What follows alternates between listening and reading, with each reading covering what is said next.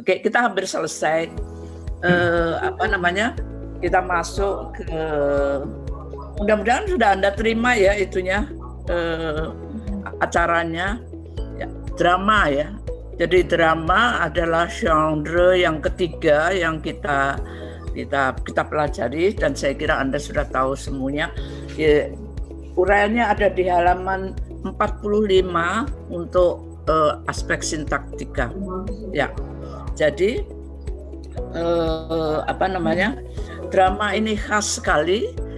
Tentu saja karena dia genre yang tertentu, maka dibedakan, sangat berbeda dengan genre-genre sebelumnya. Nah, di mana letak perbedaannya? Yaitu pertama, dia adalah bentuknya itu ujaran semua, ya. Jadi tidak ada kisahan seperti di dalam prosa fiksi atau di dalam puisi, ya. Ujaran semua, dan karenanya Anda bebas dari masalah penuturan. Jadi yang Anda urusi nanti adalah masalah ujaran itu, tidak ada penuturan, tidak ada sudut pandang, ya. Yang ada adalah prinsip dari pengujar dan gaya ujarannya tentu saja, ya. Jadi ini awal yang ada di sini, ya.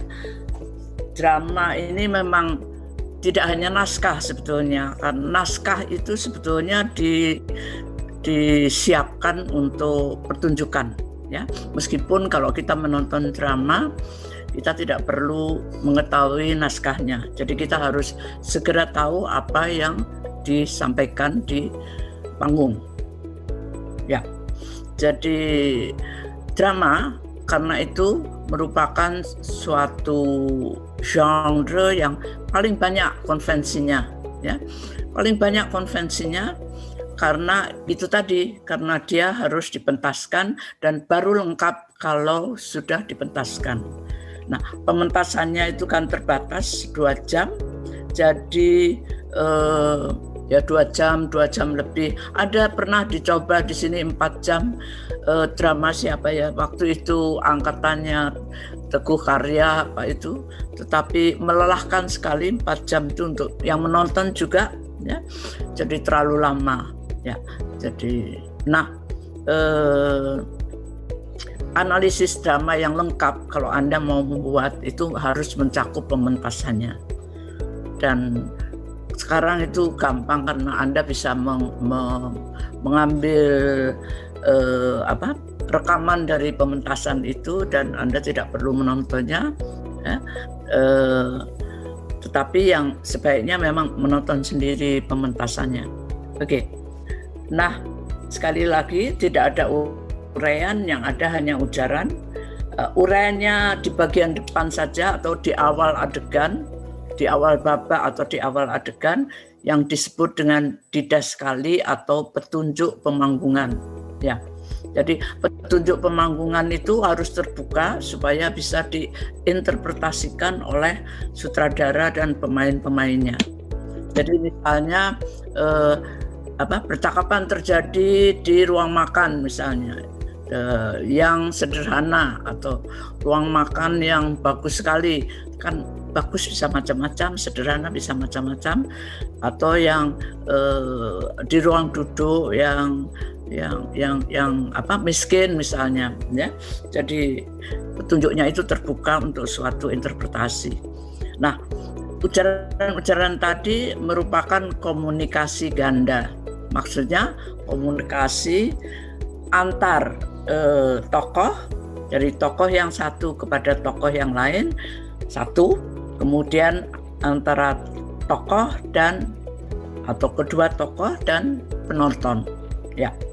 Jadi itulah yang disebut dengan komunikasi ganda di dalam drama itu, ya. Dan sekali lagi semuanya hanya terdiri atas ujaran-ujaran, dan karena itu aspek sintaktikanya itu agak berbeda dengan prosa fiksi. Jadi kalau prosa fiksi itu kita bagi atas sekuen, kemudian kita bagi atas episode, ya bisa. Tetapi kalau drama itu di sini kita bagi atas sekuen makro, yaitu babak. Jadi Anda kan biasanya drama terdiri atas 5 babak ya. Tragedi Yunani itu 5 babak. Nah, 5 babak itu apa namanya? Sebentar. Oke. 5 babak itu adalah sekuen makro ya. Dan kemudian sekuen mikro itu terdiri atas sekuen medium itu merupakan adegan. Jadi kalau adegan itu adalah sekuen medium, dan di dalam adegan itu ada sebetulnya ada sekuen-sekuen juga ya. Biasanya ditandai oleh datangnya tokoh baru atau perginya tokoh yang satu, dan itu menjadi merupakan sekuen mikro. Jadi sekuen makro, medium, dan mikro.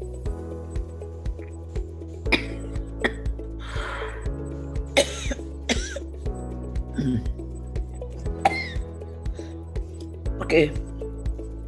Semuanya ada di sini ya, Anda bisa membacanya.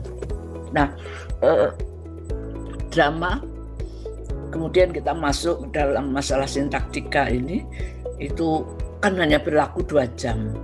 Dan dalam waktu 2 jam itu Anda harus memahami keseluruhan cerita, dan karena itu dia mempunyai suatu pola yang umum.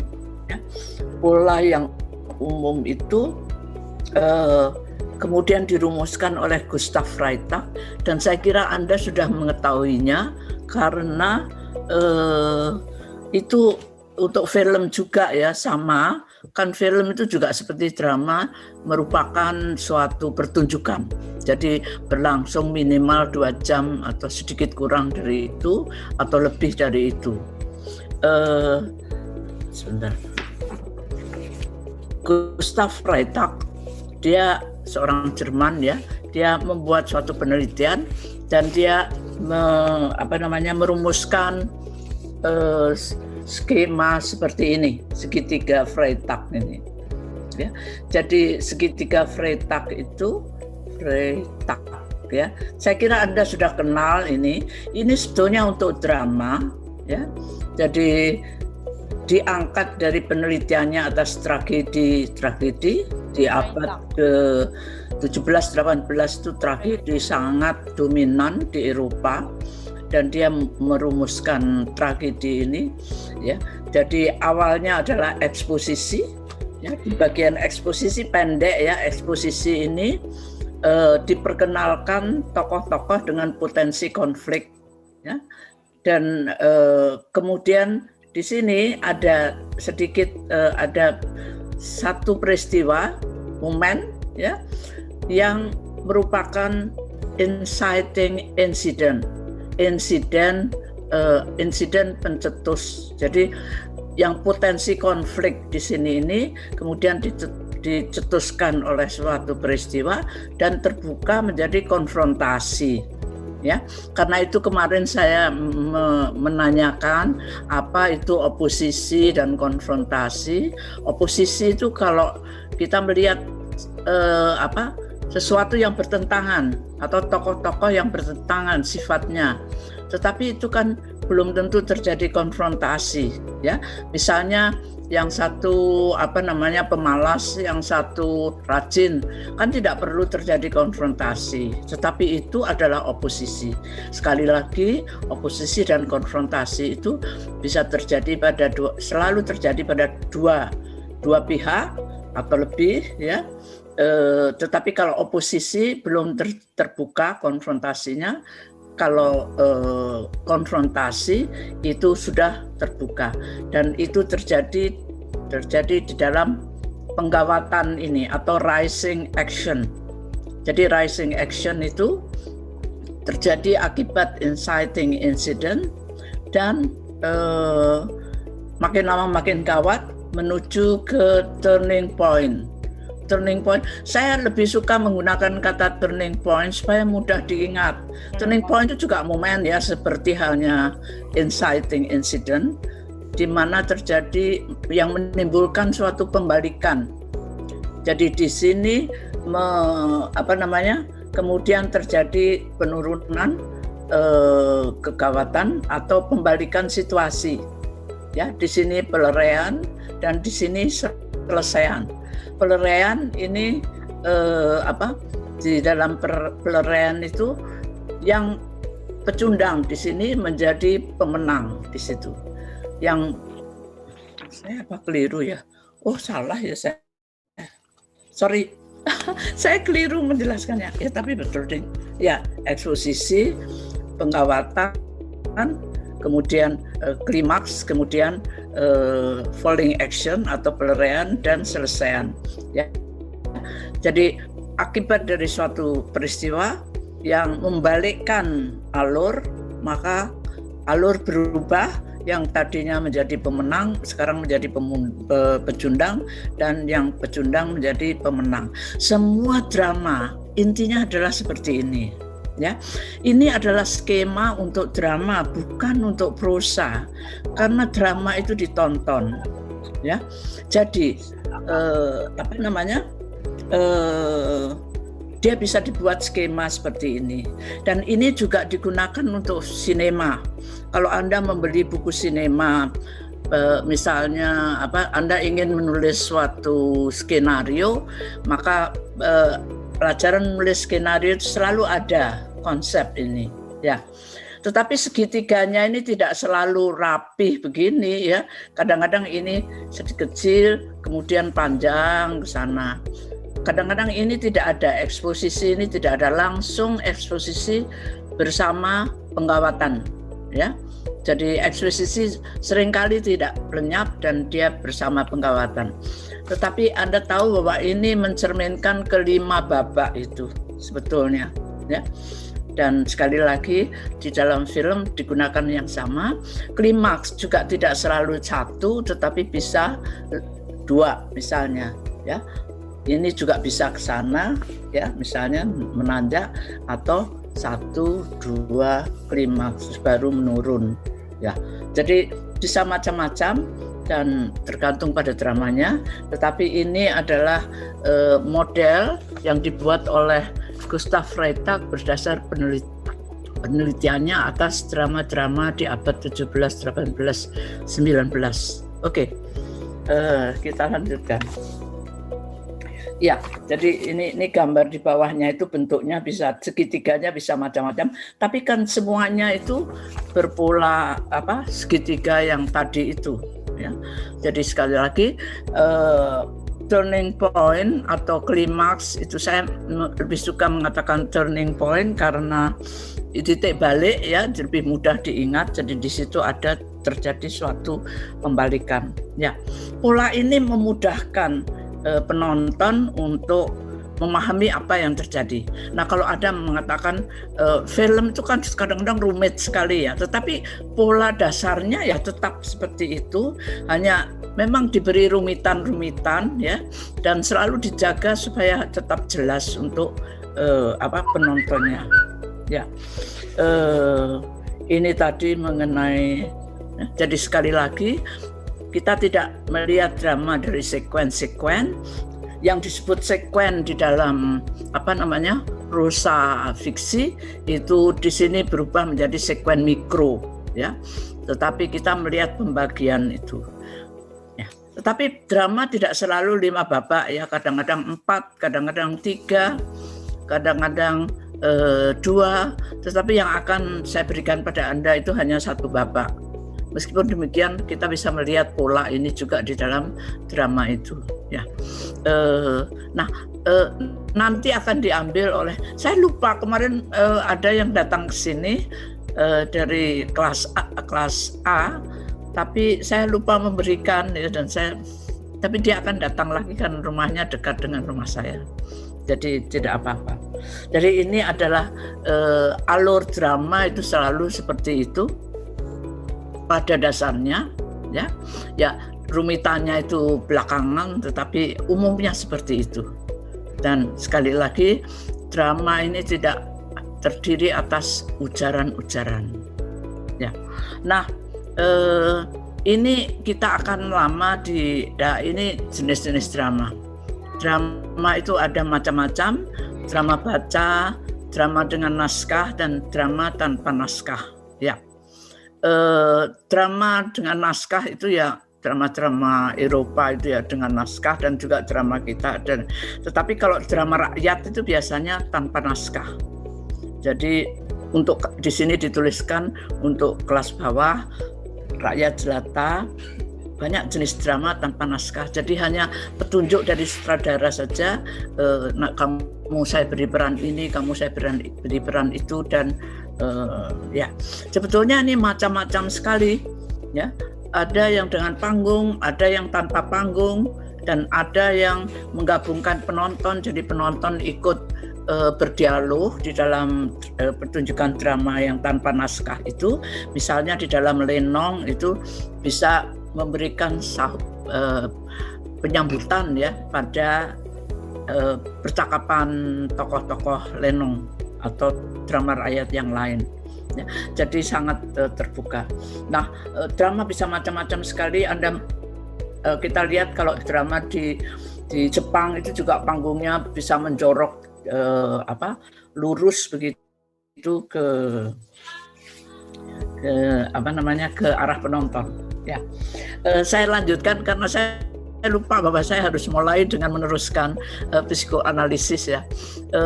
Ya, drama absurd ini adalah jenis drama garda depan, avant-garde, seperti halnya Nouveau Roman.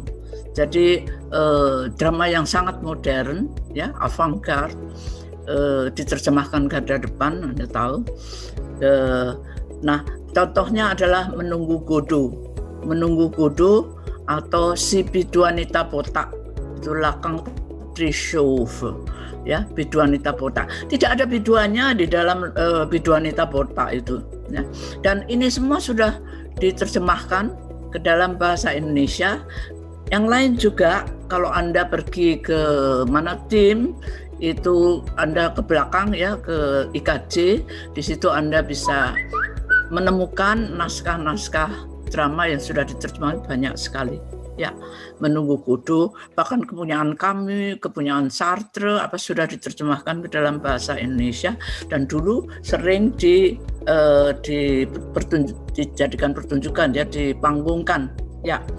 Lakang Trishow ini tidak ada ceritanya. Jadi Biduanita Botak itu ya dimulai dengan percakapan suami istri, tetapi tidak nyambung percakapan itu. Jadi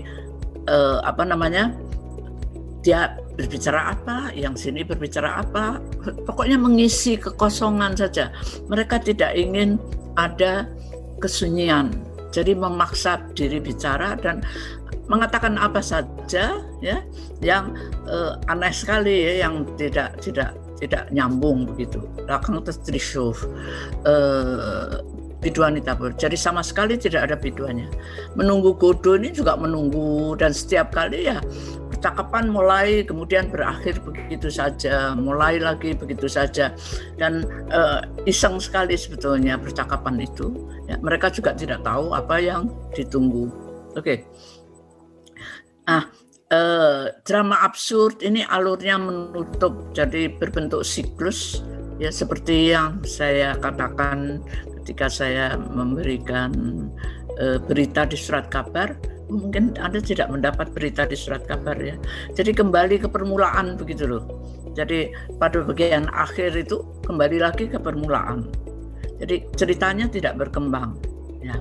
Nah, ada satu yang mungkin berkembang tetapi tragis sekali ya, saya suka sekali dan itu berat sekali drama itu. Drama itu adalah La Leçon, The Lesson. The Lesson itu ini siapa tokoh Beckett yang saya sebutkan ini adalah karya Beckett dan Ionesco. Dua itu terkenal sekali. Ini yang di bawah itu ada nama Beckett dan Ionesco. Saya lupa itu yang menulis Beckett atau Ionesco, yang La Leçon itu The Lesson. Mereka menulis dalam bahasa Perancis dan Inggris. Nah, dalam The Lesson itu ada guru dan siswanya. Nah, siswa ini dijelaskan suatu kalimat begitu, tapi dia tidak mengerti. Diulang lagi, tidak mengerti, diulang lagi, dan setiap kali mengulang dia geser sedikit, dia geser begitu. Itu drama berat sekali karena tidak ada patokan yang, kalau drama biasa kan ada perkembangan peristiwa. Ini muter di situ sampai akhirnya si guru ini makin lama makin marah dan muridnya makin ketakutan, kesalahannya makin banyak dan akhirnya dicekik sampai mati. Ya, jadi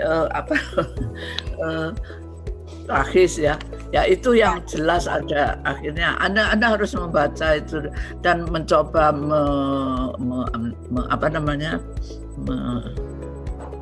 memanggungkan. Nah, tetapi kalau untuk anak SMA itu memang sebaiknya yang dipanggungkan itu Midsummer Night Dream itu kepunyaan Shakespeare itu diterjemahkan ke dalam berbagai negara dan memang dipanggungkan oleh anak-anak SMA. Ya, sangat menarik karena ceritanya ya muda-mudi seusia mereka, ya, jadi drama absurd, avant-garde. Oke, tapi kembali lagi ke masalah sintaktika tadi, ya. Jadi sekali lagi dia umumnya itu alurnya adalah seperti itu. Jadi mulai dari eksposisi, kemudian rising action, dan kemudian turning point, dan falling action, dan selesai. Nah, drama di dalam bagian semantika itu sekali lagi untuk agar memudahkan penonton itu selalu digunakan tokoh-tokoh jenis tokoh tertentu, yaitu tokoh tipe dan stereotipe. Tokoh tipe itu ya tokoh pemarah, tokoh pencemburu, ya, tipe-tipe Anda kenal tipe manusia.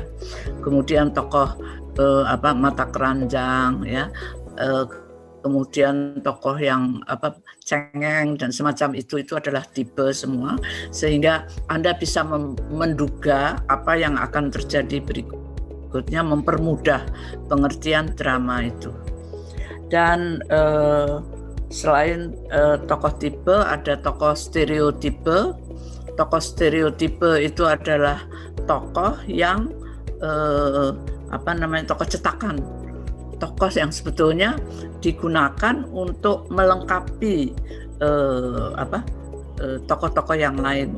Jadi untuk suatu kebutuhan, biasanya terdapat di dalam novel genre tertentu, ya, sebagai bagian dari genre itu. Ya, misalnya ini tokoh stereotipe itu tokoh dayang. Jadi zaman dulu kan ada putri-putri itu. Putri-putri, kalau seorang putri kan tidak boleh bicara sembarangan kepada setiap orang, ya. Jadi kalau dia ada masalah, dia ingin curhat, sebetulnya ya tidak boleh bicara asal saja curhat kepada siapa saja yang ditemuinya, tidak mungkin. Tapi dia mempunyai dayang, tempat curhat, ya. Nah, itu di dalam bahasa Prancis itu disebutkan confidante. Confidante itu adalah tempat dayang yang selalu menjadi curahan perasaan dari seorang putri atau seorang pangeran. Kalau pria ya selalu juga dayangnya juga, ya. Jadi tokoh-tokoh kalangan atas itu tidak bisa bicara kepada siapa saja. Jadi disediakan tokoh-tokoh semacam itu untuk melepaskan isi hatinya, ya. Jadi tokoh stereotipe ini penting. Meskipun demikian, ada juga tokoh yang itu tadi itu sekuen makro, mikro, ya. Sekuen mikro sama dengan mikro sekuen yang Anda buat, ya. Tokoh, ya. Jadi tokoh kreasi itu adalah tokoh dengan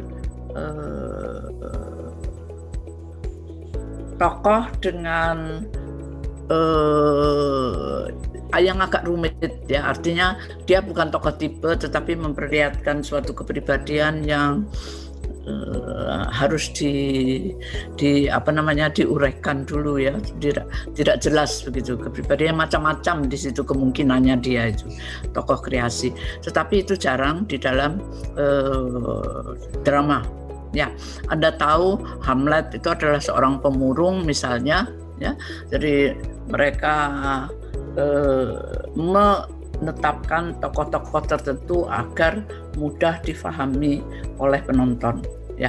Jadi kalau saya bisa menanyakan misalnya apa saja yang membuat sebuah drama mudah dipahami oleh penonton, antara lain untuk sintaktika yaitu alurnya yang jelas ya, kemudian jenis tokoh, penggunaan jenis-jenis tokoh, tipe dan stereotipe itu sangat membantu. Tetapi ada lagi yang membantu yang lain, yaitu di bagian aspek verbal. Ya, aspek verbal ini meriah di drama karena ujaran semua. Ya, jadi ujaran banyak sekali urusannya. Ya. Kita lihat misalnya di dalam ujaran itu bukan dibedakan ya, apa ya maksudnya di sini kita harus mendapat bantuan suatu teori lain, yaitu teori dari Jacobson ya, itu ada di halaman 75 ya, yaitu teori mengenai fungsi bahasa di dalam komunikasi. Jadi dia membedakan ada 6 fungsi bahasa yang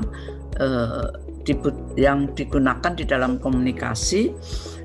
Maksudnya begini, kalau kita mengatakan sesuatu itu kita menggunakan suatu fungsi bahasa tertentu ya, dan kita tahu bahwa komunikasi itu mempunyai 6 unsur yang selalu hadir ya. Nah, di halaman 75 itu halaman 78 Prof. Ya. Jadi komunikasi itu di situ menyangkut unsurnya adalah jelas pengirim dan penerima ya. Jadi pengirim dan penerima, dan kemudian salurannya adalah acuan ya di tengah ini ya. Yang dikirim itu bisa acuan ya, tekanannya, bisa suatu pesan, bisa salurannya itu kaitannya dengan komunikasi tentunya, dan kode. Jadi ini unsur-unsur yang ada di dalam komunikasi dan dia membaginya menurut unsur-unsur ini. Jadi 6, 1, 2, 3, 4, 5, 6 ya. Jadi pertama adalah pesan, bukan acuan ya. Jadi kalau kita bicara untuk menjelaskan sesuatu, kita membuat suatu referensi kan, itu disebut unsur disebut fungsi referensial. Jadi fungsi referensial ya, kalau saya menjelaskan sekarang itu bahasa yang saya gunakan itu mengandung fungsi referensial. Kalau yang saya tekankan adalah pesan, maka fungsi yang muncul adalah fungsi puitis ya. Nah, fungsi puitis itu yang kalau Anda contoh yang biasa diberikan adalah I like ya kan, enak begitu. Jadi pesannya itu sangat mengesan ya. I like yang ditekankan adalah pesannya. Puitis itu fungsi puitis. Kalau di sini contoh yang saya berikan selalu adalah itu advertensi atau iklan untuk susu dan kau. Aku dan kau suka dan kau ya. Jadi enak ya, kita segera menangkap pesannya itu. Aku dan kau suka dan kau. Dan kemudian kalau saluran komunikasinya yang menjadi tekanan itu meriah sekali karena fungsinya fatigue ya, namanya fatigue. Karena fungsi fatigue itu bisa macam-macam. Ya, kalau Anda mau komunikasi kan harus dibuka. Jadi Anda mau membuka komunikasi itu menggunakan fungsi fatigue ya. Misalnya Anda di bis, busnya berhenti lama dan Anda kesal dan sebelah teman duduk Anda itu diam saja ya, Anda ingin bercakap-cakap, Anda mengatakan, aduh lama sekali ya. Itu maksudnya mari kita bercakap-cakap ya. Atau kalau orang Inggris itu selalu bicara tentang cuacanya bagus ya. Ya, fungsi ekspresif itu kalau yang ditekankan adalah pengirim. Jadi selalu pengirim, seperti puisi yang saya berikan kepada Anda itu, Kerawang Bekasi, itu kan tekanannya pada pengirim terus. Jadi fungsi bahasa yang digunakan adalah fungsi ekspresif. Kadang-kadang ada fungsi konatif ya, ketika dia mengatakan kenanglah kami ya, itu fungsi konatif karena yang ditekankan adalah penerima. Ya. Kemudian ada lagi waktu dia meminta agar meneruskan perjuangan ya, itu adalah fungsi konatif. Nah, fungsi fatigue tadi yang saya tekankan itu adalah tekanan pada masalah komunikasi. Jadi kalau Anda bicara dengan seorang yang ceriwis sekali ya dan susah sekali dihentikan omongannya dan Anda sudah lelah mendengar, Anda tiba-tiba mengatakan, oh ya, saya ingat bahwa saya ada janji dengan X misalnya ya, dan ini pukul sekian dan aduh maaf ya, saya harus buru-buru begitu. Tapi intinya itu adalah fungsi fatigue, fungsi bahasa yang dengan fatigue. Artinya kita harus menghentikan percakapan ini. Nah, yang menarik di dalam fungsi fatigue itu adalah bahwa komunikasi ini tidak harus selalu lempeng, tidak harus selalu jelas dan jujur. Anda bisa saja membiaskan lawan bicara Anda bisa saja berbohong dan lain sebagainya ya. Jadi itu adalah fungsi fatigue ya.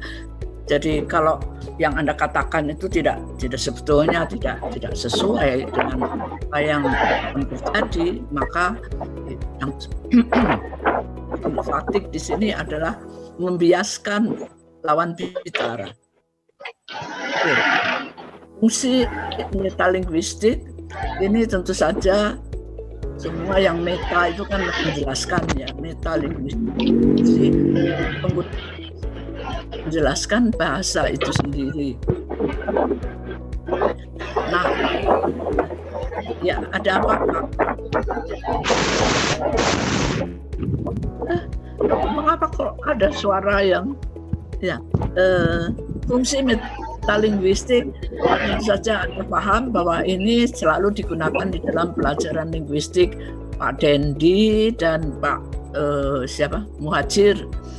Kalau di dalam kelas kan kata-katanya itu semuanya metalinguistik ya. Maksudnya fungsi bahasa yang digunakan adalah metalinguistik karena beliau menjelaskan bahasa dengan bahasa. Ya. Nah, tetapi sebetulnya Anda sendiri di dalam sehari-hari juga kadang-kadang menggunakan metalinguistik. Misalnya ada yang tidak jelas atau ada kata-kata yang terasa menyinggung begitu, terus Anda menjelaskan maksudnya dia mengatakan ini, itu adalah ini. Nah, itu metalinguistik. Nah, di dalam lawaan ini sering terjadi dan Cak Lontong ini sangat menguasai fungsi-fungsi bahasa ini ya, terutama metalinguistik antara lain ya, yang sering juga dia gunakan di dalam lawakannya. Nah, ini kita gunakan untuk mengenali tokoh-tokoh dan maksudnya dan kecenderungannya ya. Kalau maksudnya tertentu pasti ada sifatnya tertentu, juga bahasanya biasanya selalu menggunakan fungsi referensial. Kalau orangnya jujur dan apa adanya dan Anda bisa juga di dalam Jokowi itu bagaimana kalau bicara itu ya. Susah kita menyalahkan dia karena dia sebetulnya fungsi bahasa yang digunakan umumnya adalah referensial. Dia tidak menggunakan, jarang sekali fungsi puitik atau fungsi ekspresif ya. Kalau dia marah dia baru memakai fungsi ekspresif, tetapi umumnya referensial karena merupakan laporan dari perkembangan apa yang dilakukannya ya. Jadi fungsi referensial. Oke. Metalinguistik bukan tidak mungkin ya, tetapi yang dominan itu yang mana? Nah, ini kan bisa Anda pakai untuk membuat tesis ya. Jadi misalnya melihat fungsi, misalnya di dalam tokoh-tokoh tertentu. Sekarang ini kan ada, maksud saya di YouTube itu kan banyak sekali webinar ya. Jadi mengenai politik ya. Ada, coba Anda baca itu sangat menarik yang namanya Eko siapa itu? Mungkin Anda kenal ya, yang menjelaskan peristiwa-peristiwa politik yang terjadi dengan gaya bergurau begitu, tapi dia nampak serius, tapi ekspresinya itu macam-macam begitu ya. Ya antara lain dia mengatakan sekarang ini timbul satu itu baru partai baru namanya Partai Lobster misalnya atau apa begitu. Tapi apa yang dia katakan kan merujuk pada suatu hal yang jelas sekali. Anda tahu itu biasa saja, tapi ada yang lucu sekali. Eko Kuntadi, coba Anda dengarkan di YouTube ya. Eko Kuntadi, kemudian itu Dedi siapa yang orang Batak itu juga cerdas sekali. Jadi, tetapi Eko Kuntadi ini gayanya khas sekali dan banyak sekali dia menggunakan simbol-simbol di situ. Jadi dia tidak majas juga banyak dia gunakan, dia selewengkan semuanya ya. Dan kadang-kadang dia membuat cerita lain tetapi yang merujuk pada hal-hal yang betul-betul terjadi ya. Jadi ini satu kemungkinan ya, pokoknya ada, itu menarik sebetulnya dengan fungsi bahasa ini atau fungsi bahasa lain. Oke, tadi saya berbicara mengenai ujaran ya, ujaran tidak selalu dialog, tetapi bisa juga monolog. Dan monolog ini membantu pemahaman alur cerita, karena tiba-tiba ada orang berbicara begitu kan repot ya memahaminya. Nah, dia berbicara mengenai apa yang telah terjadi dan apa yang kira-kira akan terjadi dan apa yang mungkin segera terjadi, yaitu disebut monolog. Jadi monolog dibagi atas monolog ya, namanya sama ya. Jadi aktor berbicara sendirian mengenai apa yang telah terjadi, apa yang terjadi. Kalau soliloquy itu aktor berbicara seorang diri mengenai perasaan ya dan pikirannya, karena itu memungkinkan satu kemungkinan karena tidak ada kisahan kan. Jadi soliloquy inilah ganti dari kisahan itu. Dan aside artinya aktor berbicara kepada penonton mengomentari suatu peristiwa atau tokoh lain ya.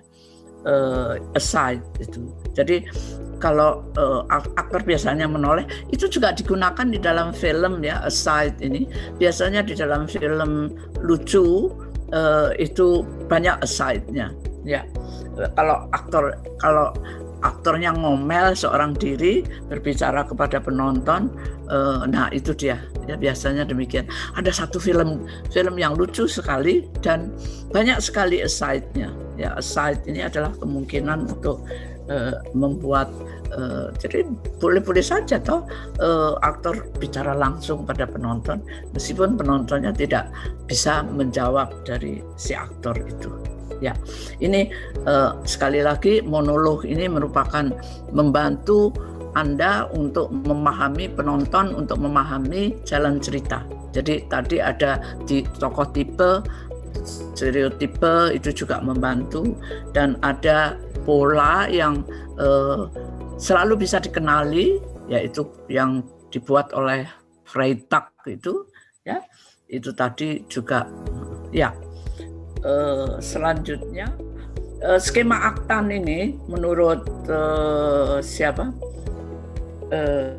Ada seorang ahli, Anne von Ubersfeld, ya, dia mengatakan bahwa skema Aktan ini cocok sekali untuk drama.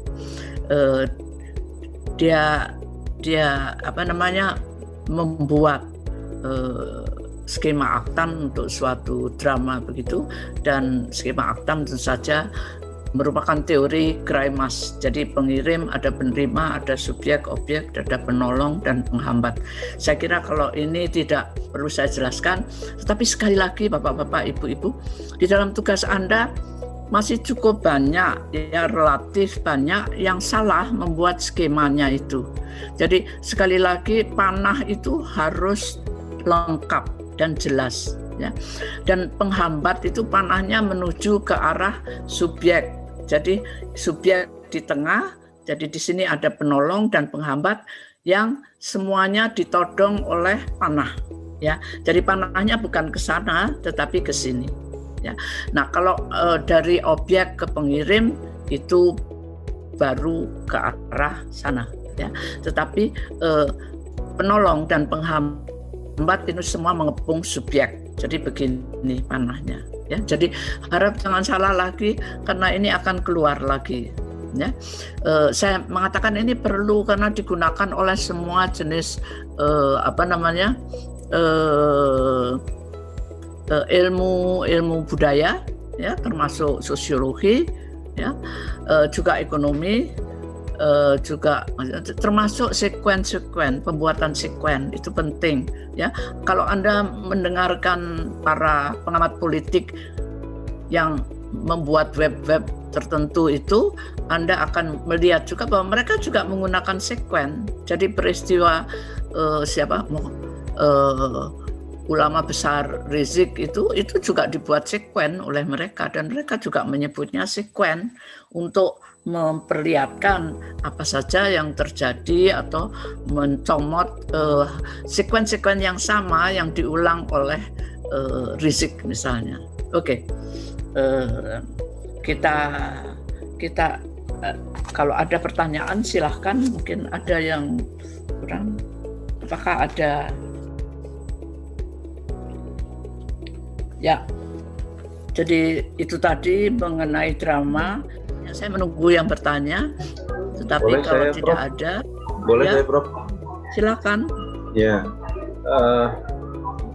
drama kalau dulu ketika ya masa-masa stasiun TV baru hanya ada satu, TVRI, kita familiar ya, penonton ya. TVRI ini familiar dengan ya. Drama, dengan suguhan drama, bahkan TVRI pun menyuguhkannya, memberi namanya dengan drama. Dari TVRI kenapa ya, Pak? Ya, dengan TVRI pun memberikan nama acaranya drama. Ya. Nah, kalau sekarang ini kan yang berkembang malah sinetron. Nah, apa yang membedakan? Nah, itu. Ini kan sinetron yang sebetulnya isinya bagian dari drama, ada dialog, ada monolog, seperti itu, Prof. Apa ya yang membedakan? Tapi berbeda, Pak. Iya.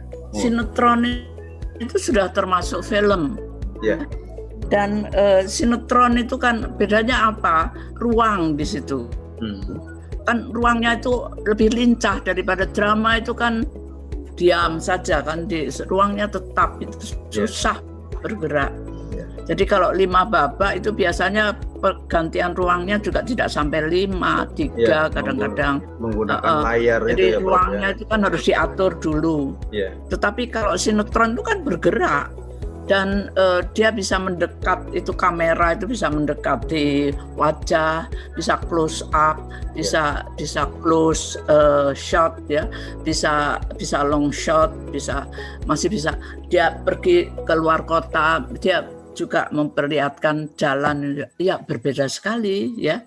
Jadi mereka menggunakan teknik-teknik syuting yang khas sinema. Kalau ini kan tidak bisa, ya. Drama misalnya tidak bisa bisik-bisik. Yang bisa omongan keras, omongan harus keras. Dan sekali lagi drama itu dipanggungkan. Jadi dia tidak difilmkan. Bukan di studio. Jadi lain, Pak. Iya. Nah, saya memang cenderung itu harus diajarkan, itu di SMA itu sudah harus mulai dengan dan itu tidak bisa dirubah ya, Prof ya. Dan apanya? itu tidak bisa berubah ya, setting panggungnya. Panggung Itu tidak. drama. Iya, panggung drama Ya, itu. susah. Iya. Maksudnya Tetap seperti itu ya. jarang kok. Ya. Kalau kapal, kalau perahu berlayar itu kan biasanya dibuat seperti ombak, ditarik-tarik gitu ya. Ya, itu kain Ya ditarik-tarik. itu terus kan. Tapi kalau dia pindah ke ruangan ya ruangannya. Tetapi pindah berkali-kali tidak mungkin. Paling hanya 2-3 kali. Tidak mungkin. Oh, tapi saya tadi mungkin ada yang kurang. Ya, drama itu memang karena dia dipertunjukkan kan harus progresif begitu ya alurnya itu. Dia tidak mundur maju. Tetapi ada kemungkinan juga untuk membuat flashback. Ya, saya ada satu drama yang pernah saya baca dengan flashback, yaitu Titik-Titik Hitam dari Nasyah Jamin. Ya. Jadi bagus juga drama itu ya. Kalau Anda mau baca drama dengan flashback, jadi dia meredupkan lampu dan kemudian terjadi percakapan dan acting di situ. Nah itu dia flashback dari drama. Jadi ada kemungkinan flashback juga, tetapi tidak banyak-banyak lah. Ya. Dan tepatnya harus sama. Ya kalau di panggung mungkin agak sulit ya, Prof. Kenapa? Melakukan flashback untuk drama. Kalau di panggung mungkin agak sulit. Kalau dalam harus dimasukkan cerita dalam dialog. Iya. Iya. Kalau dalam jadi ya sedikit itu saja. Coba Anda baca Titik-Titik Hitam dari Nasyah Jamin, itu ada flashbacknya. Baik. Jadi mungkin juga. Tapi enggak. Selain itu saya tidak melihat yang lain ya. Ya. Artinya saya belum menemukan yang lain. Pasti ya ada juga, tetapi baru itu yang saya lihat. Udah lama itu, udah tahun berapa, 70-an, 80-an begitu. Udah lama sekali. 1980, 70 begitu loh. Ya. Oke, ada pertanyaan lain? Ya. Saya kalau tidak ada, saya kembali ke psikoanalisa. Kalau Anda ada waktu dan bisa menemukan, cobalah baca buku berjudul, mana judulnya? Ya, oh tidak. Ya, judul bukunya adalah Sergapan. Sergapan itu terjemahan dari bahasa Belanda, De Aanslag, ya, dari yang menerbitkan Obor kalau tidak salah, yang menerjemahkan ibu saya dan saya, ya. Jadi sangat psikoanalitis, ya. Jadi ceritanya itu mengenai satu keluarga Belanda, ya, di masa penjajahan Jerman di Belanda. Jangan lupa Jerman pernah menjajah Belanda, pasti Anda ingat tahun-tahun 40-an itu, ya. Dan mereka hidup susah sekali karena makan tidak cukup dan harus hidup dalam kegelapan, tidak bisa kemana-mana, ya, selalu rumah tertutup rapat, ya. Ini di sebuah desa, ya. Tapi suatu hari, tapi mereka rukun sekali, jadi ayah, ibu dan 2 anak laki-lakinya ini mereka baik-baik dan mereka berusaha untuk survive, mengatasi kesulitan di masa penjajahan itu. Tapi suatu malam itu ada seorang antek, orang Belanda, ya, antek dari Jerman yang ditembak di depan rumah oleh pasukan bawah tanah yang berusaha untuk membebaskan Belanda dari pendudukan. Ditembak dan mereka takut sekali, ya. Jadi kakaknya itu keluar berusaha memindah mayat itu ke rumah yang lain supaya tidak, karena ada 4 rumah di situ yang berjajar. Dan tapi pasukan Belandanya cepat datang dan si kakak lari tapi kemudian ditembak mati, ya. Dan orang tuanya ditangkap, anak itu dibawa keluar. Dan kemudian orang-orang yang lain juga ditangkapi dan kemudian ditembak di lapangan semua, ya, kecuali anak itu, ya. Dan dia kemudian melihat rumahnya itu didrel, maksudnya dibakar dengan tembakan-tembakan di mortir sama Belanda, ya. Tapi aneh sekali karena dia merasa justru senang. Dia sudah lama tidak melihat kemeriahan seperti itu, ya. Dan kemudian dibawa ke Amsterdam dan ditaruh di penjara di bawah tanah bersama dengan seorang wanita yang luka-luka, yang ditangkap, yang sebetulnya adalah orang yang menembak antek Belanda di depan rumahnya itu. Dia ditanya kan, kenapa kok kamu sampai ditangkap? Terus dia bercerita. Terus wanita itu menangis, tapi dia tidak mengatakan apa-apa. Ya, dia luka-luka karena dia kena darah dari si wanita itu. Ya, tapi pagi-pagi dia sudah diambil dan dibawa dititipkan di pamannya. Dia baik-baik sampai kuliah dibesarkan pamannya dan menjadi dokter. Dokter apa? Dokter anestesi. Ya, mengapa dokter anestesi? Ini sebetulnya pekerjaan dari seorang dokter anestesi itu kan membuat Anda lupa pada rasa sakit yang waktu Anda dibedah kan, dioperasi. Ya, jadi sebetulnya intinya dia ingin melupakan apa yang pernah terjadi yang sangat menyakitkan di masa lalunya. Ya. Kemudian dia juga mengalami penyakit-penyakit yang aneh, misalnya sakit gigi yang sakit sekali, tapi dia pergi ke dokter gigi dan giginya baik-baik semua. Dia bilang tidak ada masalah dengan ini kamu. Kemudian dia dikirim ke psikolog, ya. Ini tidak ada masalah gigi ini, tapi dia berdenyut-denyut giginya itu dan macam-macam itu yang dia rasakan itu. Kadang-kadang dia juga seperti kosong begitu, ya. Nah, apa yang terjadi sebetulnya bahwa dia sebetulnya mengalami amnesia. Jadi menurut psikoanalisis juga psikologi, kalau Anda mengalami sesuatu yang tidak tertanggungkan oleh Anda seakan-akan lupa. Dan amnesia itu bisa lama sekali atau bisa singkat, ya. Jadi kita seperti blackout begitu, total begitu, ya. Jadi ketika dia di desa itu didirikan sebuah tugu peringatan, dia ditanya sama omnya, kamu mau tidak datang ke desa itu karena mereka mendirikan tugu untuk ayah, ibu, dan penduduk di desamu itu. Dia bilang, dia tidak ingin. Di situ ada macam-macam, saya sudah lupa karena saya sudah lama menerjemahkannya dan Nah, di situ ada orang lain yang sebetulnya menderita juga, yaitu temannya sekelas yang adalah anak dari orang Belanda yang antek penjajah itu. Jadi orang Jerman, antek pasukan Jerman. Ya. Nah, dia ini dibenci sama guru, sama teman-temannya yang lain, tapi dia tidak bersalah, tapi dia tidak bisa membela diri kan. Itu ayahnya yang mengkhianati negara, bukan dia, dan dia sangat menderita sebetulnya. Tetapi dia juga survive dan dia menjadi pengusaha cleaning service yang sebetulnya suatu usaha cleaning service itu kan membersihkan kan, usaha untuk membersihkan diri, untuk membela diri. Sebetulnya aku ini tidak bersalah, sebetulnya keinginan untuk membela diri itu terwujud di dalam rasa kotor dan yang peka sekali terhadap hal-hal yang kotor dan lain sebagainya itu, ya. Jadi sekali lagi buku itu memperlihatkan bahwa proyeksi dari pengalaman di masa anak-anak, karena mereka sampai 12 tahun itu, waktu umur 12 tahun itu, dan Freud mengatakan bahwa setelah itu kita tidak berubah. Jadi itulah yang menentukan masa depan Anda, ya.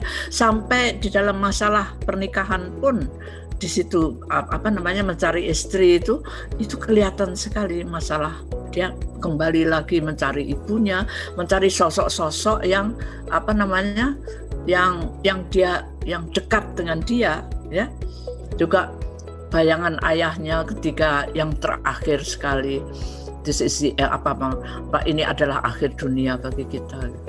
Ketika dia melihat kakaknya berlari keluar ditembak, itulah yang terakhir yang dia ingat itu. Jadi di situ ayahnya sudah merasa putus asa, dia tahu bahwa dia sebentar lagi akan ditembak oleh pasukan penjajah.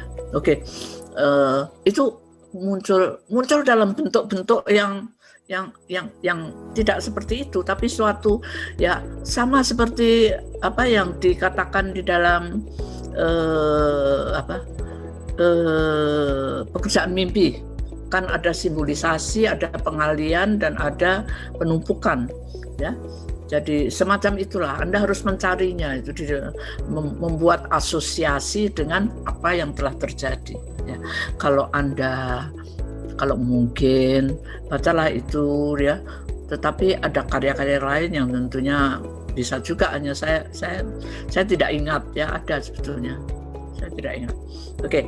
Tetapi itu karya yang memang sangat psikoanalitis, dan kalau kita membaca kita mungkin lebih paham mengenai apa yang dimaksudkan dengan Freud.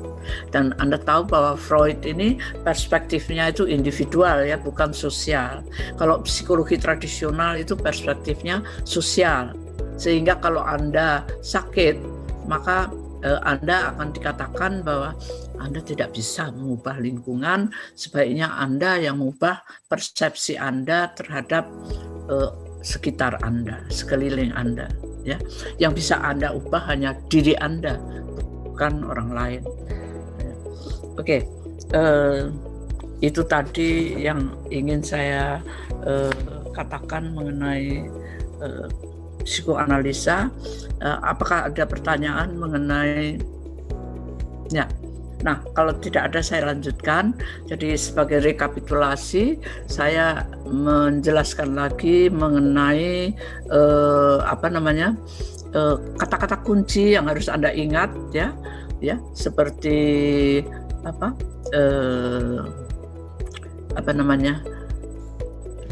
topik Freud yang pertama, yaitu sadar, prasadar, dan tak sadar, dan bahwa tak sadar itulah yang paling penting untuk Freud. Ya, itu adalah energi, itu adalah yang menggerakkan kita, yang mengarahkan keputusan dan pikiran kita, ya.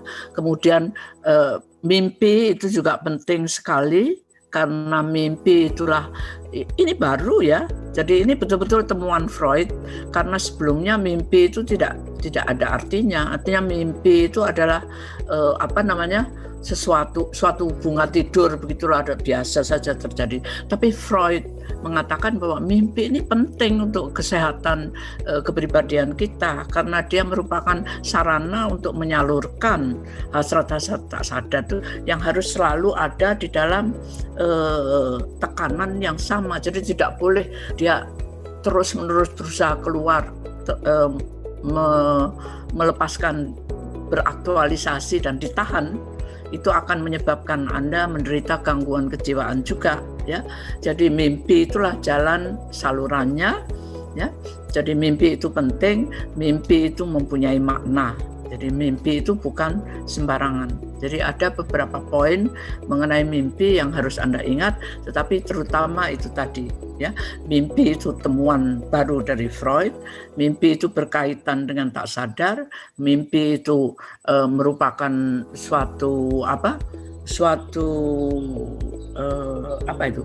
akte defensif, maksudnya suatu tindak untuk pertahanan diri, ya.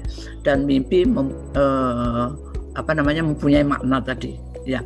Jadi mimpi sebagai penyaluran, mimpi mempunyai makna, dan makna itu selalu berkaitan dengan tak sadar.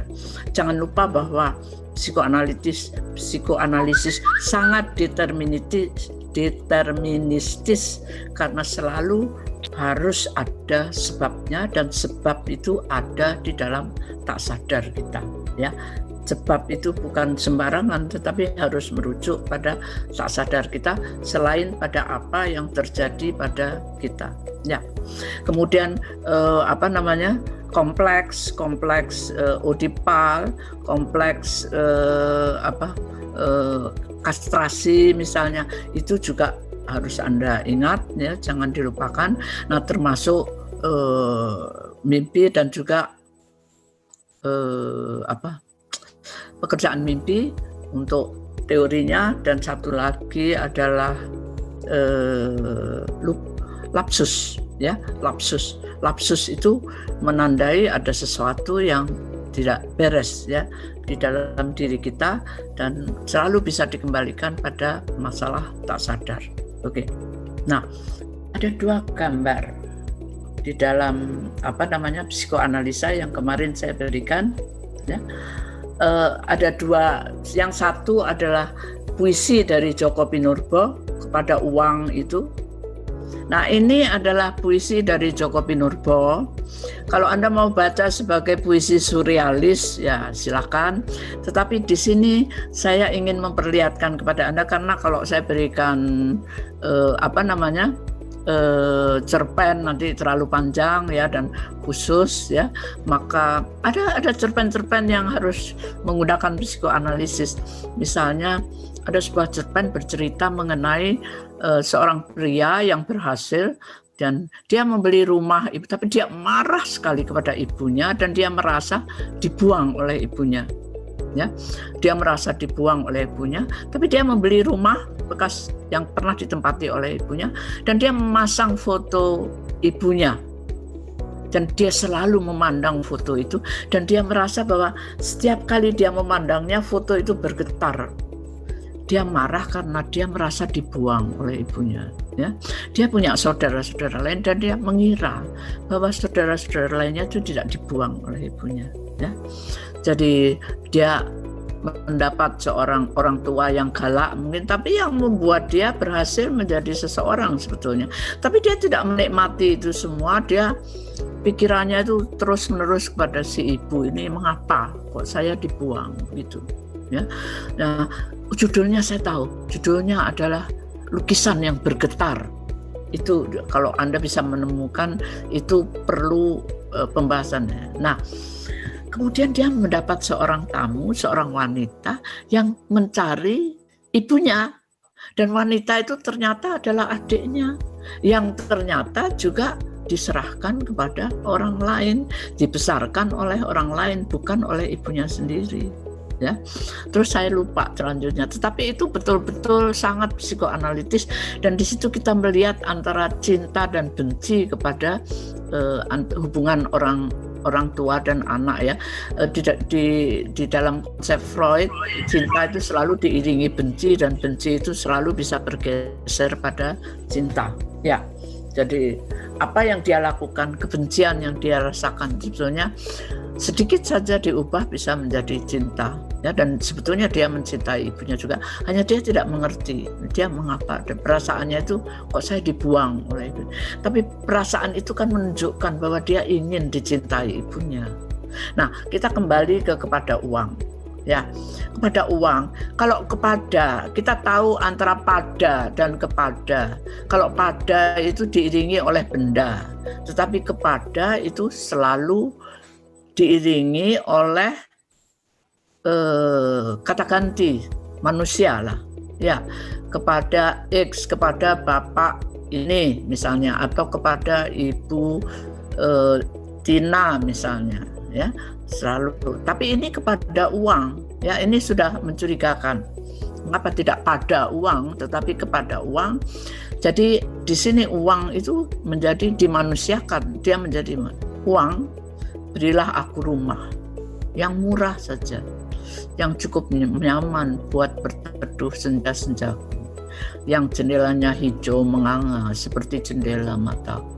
Iya, bagaimana rumah yang jendelanya hijau menganga seperti jendela matanya, ya? Bagaimana tapi kita segera melihat bahwa ini orang sudah tua dan sangat menderita, dan dia tidak punya rumah yang jelas. Ya, dia ingin rumah, tapi dia tidak mengerti rumah itu harus seperti apa. Dan di sini kita bisa menarik kesimpulan bahwa dia tidak pernah punya rumah dan selalu menggelandang di bawah langit. Ya, jadi tidur di langit terbuka. Oke, jadi di sini kita jendela mataku, jendela, semua jendela terbuka sebetulnya. Ya, dia tidak punya konsep mengenai rumah itu. Ya, jelas. Ya. Dan dia sebut uang, ini seakan-akan menyebut orang, ya, misalnya Bu, Pak, atau siapa, atau sahabatnya gitu, mestinya bisa. Di sini sama sekali kita tidak menemukan orang lain. Dia ini betul-betul manusia yang terkastrasi, tidak memiliki apa-apa. Ini model dari manusia yang terkastrasi, ya. Kalau misalnya Anda menonton film Arisan, ya itu film bagus. Nah, di situ itu ada tokoh wanita yang terkastrasi karena apa? Karena dia tidak mempunyai anak. Itu adalah suatu kekosongan besar di dalam hidupnya, ya. Jadi masalah dia ingin mempunyai anak. Ada suatu panggilan untuk menjadi ibu yang sangat kuat, ya. Nah, di sini ini tidak ada orang lain, hanya ada dia. Jadi betul-betul ini sosok yang terkastrasi yang bicara. Nah, siapa yang ini sudah menjadi skizofrenia karena dia bisa menjadi uang. Jadi dia berpikir seperti uang meskipun pikirannya seperti dirinya sendiri, karena dia tahu semuanya tidak mungkin. Sabar ya, aku harus menabung dulu. Menabung laparmu artinya apa? Ya tetap lapar, ya kan? Jadi bukan dia menjadi tidak lapar, tetapi menabung laparmu ya lapar terus-menerus. Menabung mimpimu itu ya mimpi terus-menerus. Mungkin juga harus menguras cadangan sakitmu. Artinya ya sakit semuanya, penyakit yang mungkin yang ada di dalam dirinya itu habis-habisan dirasakan, diderita, ya. Dan dia menyebut lagi, uang, berilah aku ranjang yang lugu saja, yang cukup banget buat merawat encok-encokku, yang kakinya lentur dan liat seperti kaki masa kecilku. Ini sudah bahasa orang yang terbelah jiwanya, yang tidak bisa membedakan antara benda dan dirinya. Karena kalau ranjang yang lentur, nanti kalau Anda naik ke atas ranjang, ya ranjangnya jebol, iya kan? Jadi ya tidak ada ranjang seperti itu, ya. Jadi bahwa dia berbicara pada uang, apa yang dia minta, penyakitnya, ya, kemudian memandingkan itu, betul-betul dia teralienasi, terkastrasi, ya. Jadi kastrasi itulah biasanya yang menjadi penderitaan manusia, ya. Ya, ini model saja untuk memberikan contoh mengenai wacana skizofrenia atau wacana dari yang patologis, ya. Jadi di sini wacana ini mengungkapkan suatu masalah kejiwaan sebetulnya. Oke, kita lanjutkan pada gambar lukisan dari Odilon Redon. Nah, di sini kok menjadi bagus di sini, ya. Tapi di sini Anda melihat, dan saya rasa Anda tahu siapa wanita dan pria, dan di sini ada 3 orang kan, dan ada 1 kepala di atas nampan. Dan saya tidak begitu jelas yang di bawah itu serupan.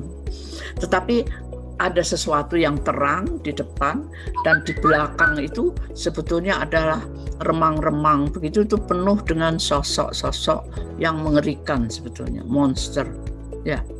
Nah, saya kira Anda tahu siapa yang cantik, yang menari itu. Saya kira di antara Anda ada yang Kristen, mungkin pasti tahu ini. Ya. Ya, ini awal dari masa Kristiani, ketika orang-orang Kristen dikejar-kejar untuk dan dibunuh, ya. Dan di belakang sang penari itu adalah seorang raja, ya. Di sebelah sana adalah istrinya, permaisurinya.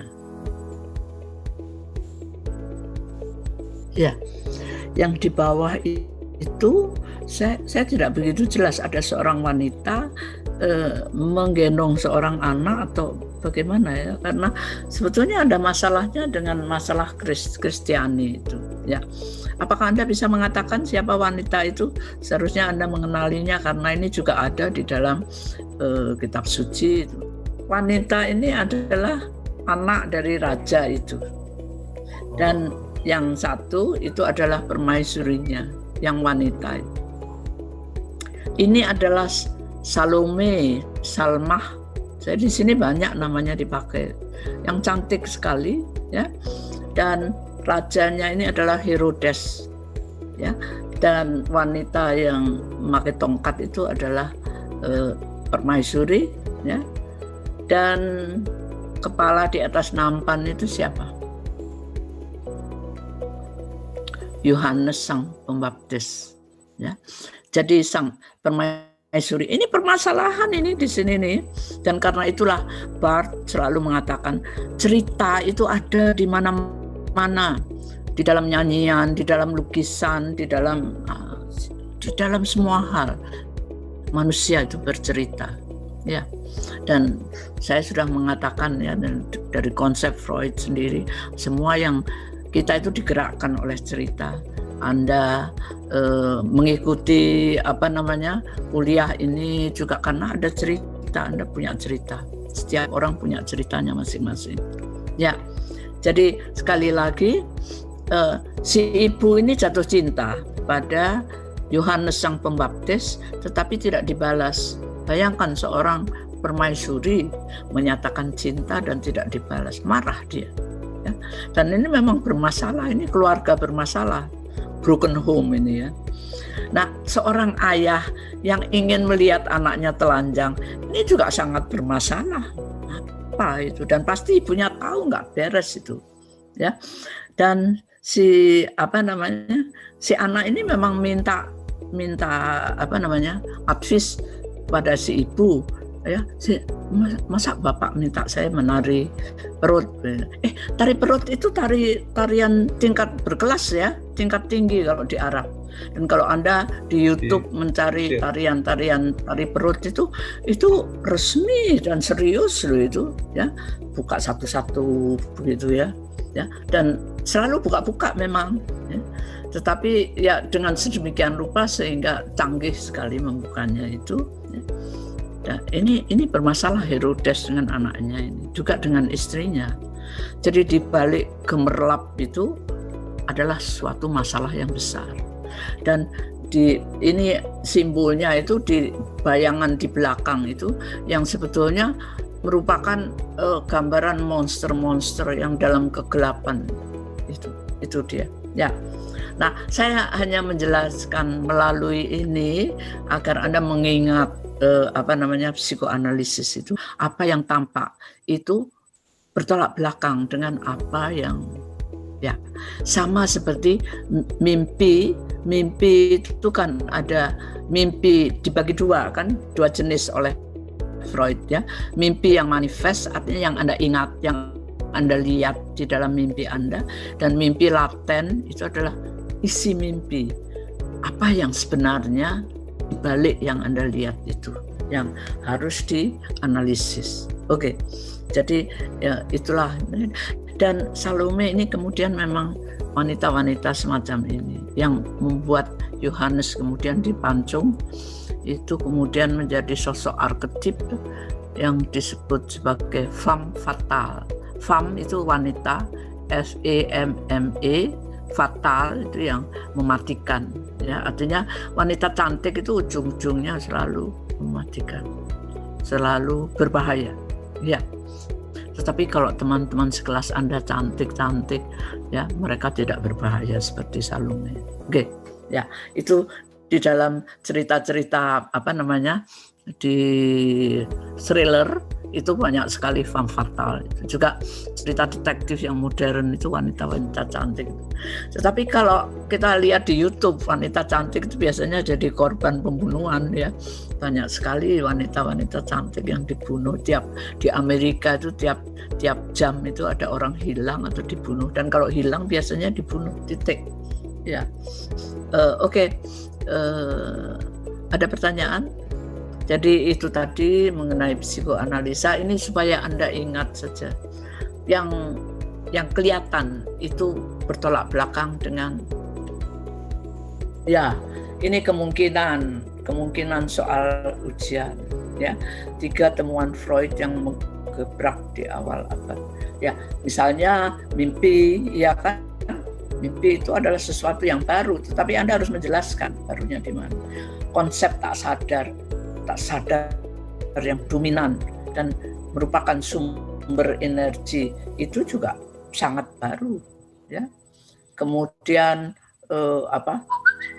segitiga Oedipus itu juga, ya, dan itu juga memperlihatkan kedekatan Freud dengan mitologi Yunani dengan kesastraan. Nah, ada di dalam salah satu buku yang saya terjemahkan, psikoanalisis, dan saya lupa dan saya tidak punya lagi, penerbitnya Intermasa, penerbit itu sudah hilang. Tapi mungkin Anda bisa menemukan, saya tidak tahu, mungkin Anda bisa menemukannya di online, ya. Sungguh menyedihkan ya, online itu membuat bangkrut semuanya. Yang bekerja bangkrut. Oke. Di situ Freud membuat contoh dari analisis dengan psikoanalisis, ya. Dan yang dianalisis itu ada beberapa 3-4 novel begitu kalau atau cerpen panjang, tapi ya antara lain adalah ceritanya mengenai kembar, masalah kembar, tetapi itu nanti kembali pada masalah tak sadar juga. Jadi Gradiva dari Jensen, ya, di situ ada. Tapi di situ Max Minal itu guru saya, dan pada waktu saya membuat itu banyak sekali dari Jepang, dari Korea, dan macam-macam yang juga tertarik sekali pada psikoanalisis dan menerjemahkan buku yang sama, ya. Jadi Anda baca itu, dan saya serius loh menerjemahkannya, dan tidak ada satupun kalimat yang ketinggalan, ya. Nah, ini lucu, dan ini ada masalah psikoanalisis juga. Ketika saya mengajukan itu kepada ILDEP, itu ada satu mantan mahasiswa saya yang bekerja di situ, dan dia bilang, "Bu, saya tidak mengerti, bisa dijelaskan tidak?" Jadi saya menghabiskan 50 jam untuk menjelaskan saja per kalimat, per bab kepada dia, karena dia yang editornya, ya. Dan kemudian dia bercerita, ya, ini menarik sekali, sebab dia ini seorang mahasiswa teladan yang sangat rapi, sangat teratur sekali, dan nilainya juga bagus, selalu bagus karena dia selalu siap, dan ini anak tunggal, ya. Tapi apa yang dia katakan, saya sekarang mengerti mengapa saya ingin selalu bermimpi telanjang. Dia tidak menduga sebab anaknya itu serius, dan baju-baju tampilannya itu serius semua sebetulnya. Tetapi dia selalu mimpi itu, dan saya menemukan baju saya mencari baju saya di jalan lagi, ya. Tetapi saya tidak ingin memakai baju itu. Dan Anda tahu baju itu adalah simbol dari ikatan sosial. Jadi tuntutan sosial yang memaksa kita untuk melakukan sesuai dengan tatanan itu, ya. Dan dasi itu lebih lagi itu mencekik, ya. Itu sebetulnya dasi itu simbol dari tuntutan sosial itu yang selalu tidak begitu disukai oleh manusia. Itu kan paling enak itu telanjang memang, ya. Jadi rupanya dia dengan perilakunya yang teratur, yang rapi, yang itu tuh sebetulnya ada suatu pemberontakan di dalam tak sadarnya, ya. Itu tak sadar yang ingin beraktualisasi. Oke. Anda tahu orang gila itu kan umumnya telanjang. Loh, tadi kan sudah saya ceritakan, Pak Yohanes, si ibu ketika anaknya bertanya, apa saya boleh menari telanjang untuk ayah saya? Ya boleh saja, silakan kamu menari telanjang, tapi minta kepala Yohanes kepada ayahmu. Itu urusannya dia, bukan urusan anaknya. Dan anaknya menyampaikan dan dituruti oleh ayahnya. Bayangkan, ini kan berperkara semua, ya anak, ya ayah, ya ibunya, ya. karena ibunya jatuh cinta kepada Yohanes dan ditolak oleh Yohanes. Dia sakit hati kepada Yohanes Sang Pembaptis. Jadi ketika anaknya, dia mengambil kesempatan karena si Herodes ini kepingin sekali melihat anaknya telanjang, ya. Nah, ini ada masalah pedofili ini pada Herodes kan, ya. Dan ibunya juga ada masalah obsesi ya dan agresivitas yang sangat tinggi. Kenapa mesti sampai membunuh dan memenggal ini ya, saya jadi ingat si Habib saja apa harus memenggal ya, itu Pak. Jadi dia dipenggal karena janji dari sang ayah, kalau saya menari, Salome menari, dia akan mendapat kepala Herodes yang akan dipersembahkan kepada si ibu. Gitu loh, udah jelas. Ya. Tapi di balik itu semua kan sesuatu yang gelap gulita sebetulnya, sesuatu yang pikiran yang menyeramkan. Waktu kita masih tersisa 4 menit lagi. Ya, ya. Nah, saya sekali lagi, saya tidak akan mengulangi, tapi saya ingin Anda mengingat mengenai masalah mimpi itu. Saya ingin Anda mengingat mengenai tak sadar, terutama karena itu penting. Ya. Dan jangan lupa bahwa mekanisme, bahwa kepribadian manusia itu diatur, kinerjanya itu diatur oleh mekanisme tertentu psikis, yaitu ada prinsip konstansi, prinsip kenikmatan, prinsip realita, dan kompulsi repetitif ya. Jadi ada pengulangan yang memang tidak bisa kita hindari ya. Itulah yang menyebabkan bahwa ada pepatah yang mengatakan l'histoire se répète, sejarah berulang. Sudah tahu bahwa ini akan terjadi hal yang buruk dan itu sudah pernah terjadi, tapi tidak bisa menghindar. Anda juga merasakan hal itu, kalau ingin menghindari sesuatu, perilaku Anda begitu, tapi ternyata sukar juga terjadi lagi ya. Jadi Anda sudah mengerti juga kan hubungan Freud dengan kesastraan ya. Artinya di situ konsep-konsepnya itu banyak yang diilhami oleh kesastraan ya. Dan kesastraannya adalah karya Yunani kuno itu ya, mitologi Yunani itu terutama. Narsisisme itu adalah salah satu juga sudah tahu kan, narsisisme itu adalah perhatian yang kalau objek libido itu adalah dirinya sendiri, narsistik ya. Jadi semuanya terpulang pada dirinya sendiri. Itu supaya Anda ingat, ini ada leluconnya begini ya.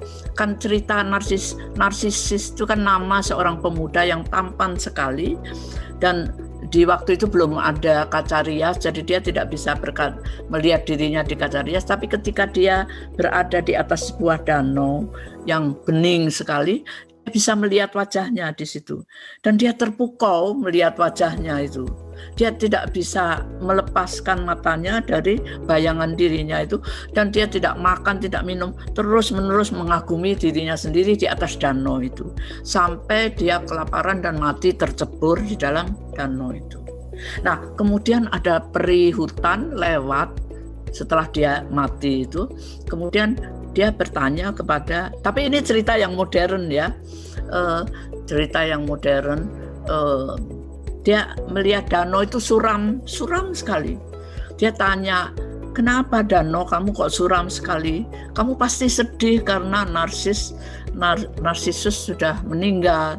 Dia bilang, siapa Narsisus? Aneh sekali. Loh, dia itu kan berhari-hari di atasmu, melihat wajahnya di permukaanmu.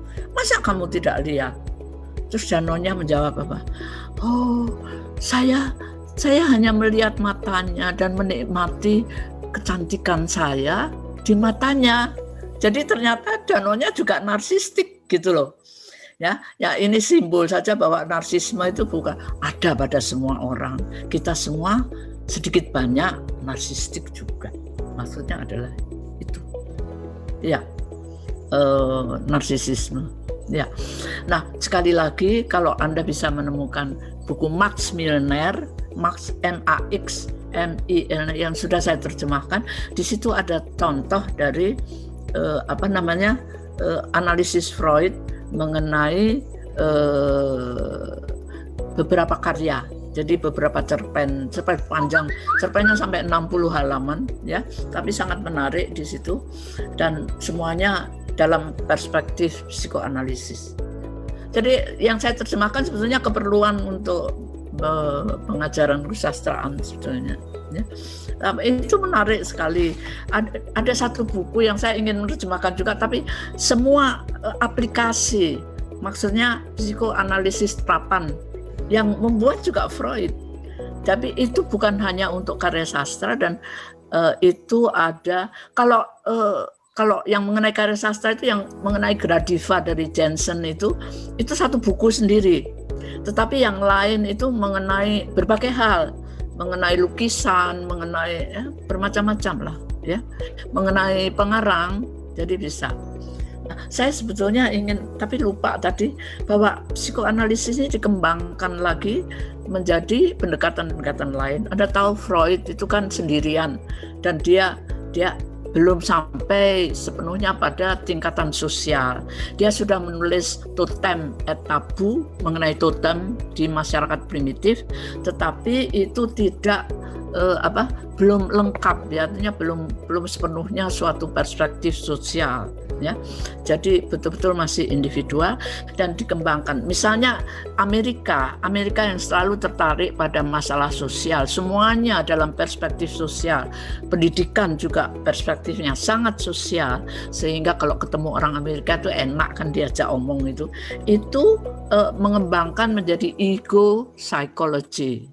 Dan ego psychology itu macam-macam sekali karena dia hanya tertarik ego saja, dan Anda tahu ego itu adalah ada di dalam topik yang kedua yang intinya adalah sarana untuk bargaining. Jadi suatu bagian dari kepribadian yang melakukan bargaining antara superego dan tatanan luar, tuntutan sosial.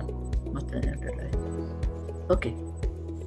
Ya, saya juga harus ke kelas lain, jadi saya mohon diri ya, kalau ada yang ini dikirimkan saja pada saya, nanti saya jawab.